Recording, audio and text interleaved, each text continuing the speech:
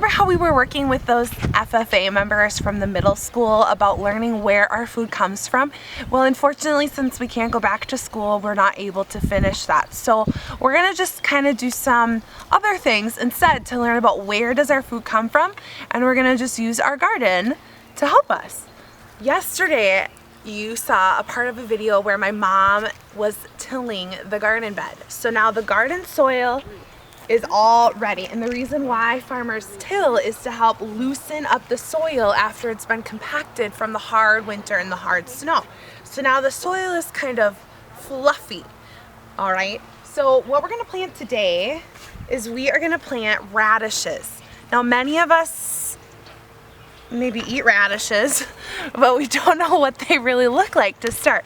So here I have a seed packet, and we're gonna plant these cherry giant radishes. So the first thing that we have to, well, I'll show you the seeds first. So this is what the seeds look like. They're tiny, they're smaller than my fingernail. All right, we're gonna put them back in here for now. So the first thing you have to do is you have to create a little trench for them. I can't just plop them in here and expect them to grow. No, I have to make it a good environment for them. So I'm gonna put my gloves back on. Gardeners like to wear gloves to keep their hands clean, protect their skin. I'm gonna use my little trowel here, and I'm gonna make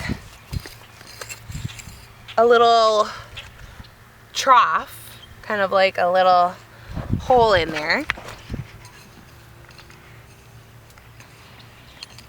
And that's where I'm gonna put the seeds. And I'm gonna make 2 rows, one here and one here. It has to be about 6 inches away or a little bit more so that my seeds have room to grow into radish plants.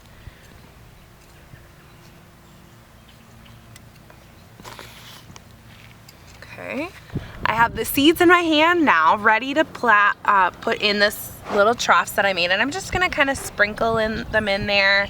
Not too many, but I wanna make sure that I plant enough in case some of them don't grow. The Abelmer family planted 5 seeds and didn't get any plants, so, because the seeds were bad.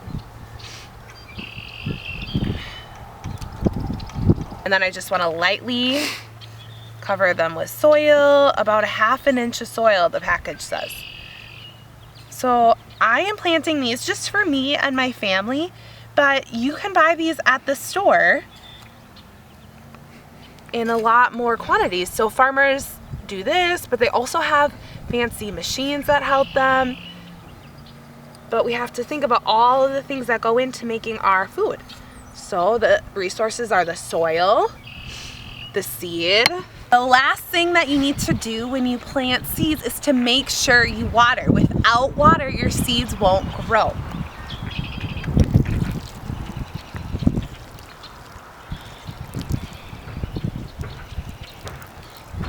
And now we will wait, and I will bring you back as we start to see things. One thing to keep in mind though is you have to water them every day. You can't just water them once and expect it to grow. So water is a very important resource in our food we eat. On the other end of the garden bed where I planted the radishes, my mom, after preparing the garden yesterday, planted pea pods right in this little space. So I will keep you posted about the pea pods also and their growth. Over here in my garden, remember when we read Judy Moody Saves the World? I told you about my composter. And so in here we have eggshells, we have coffee grounds, we have strawberry tops and carrot tops and carrot peels. So all of that stuff is turning into soil. So I'm gonna just water it a little bit here because it needs water. You wanna look in there? And you can see all the white pieces. Those are the eggshells. So I water it, I add stuff to it, and then it's gonna turn into soil that we'll put into our garden. So I think I see some plastic in here. We do not want plastic in here. That must have just blown in there or accidentally got in there. Let's close it up. And it's pretty heavy, so I have to slowly rotate it. and all of our garbage and rubbish will turn into soil. The last thing I wanted to show you in my garden that I have ready is the rhubarb. It's not ready to eat yet. It's a very tart thing. I don't know if it's in the vegetable or fruit family, so I'll have to get back to you on that. But it is like celery in that it has stalks. It's very bitter, but you bake it in different pies and breads, or some people just eat it and by boiling it and putting sugar on it. And that's another crop we have in our garden so far that I will harvest and show you more about.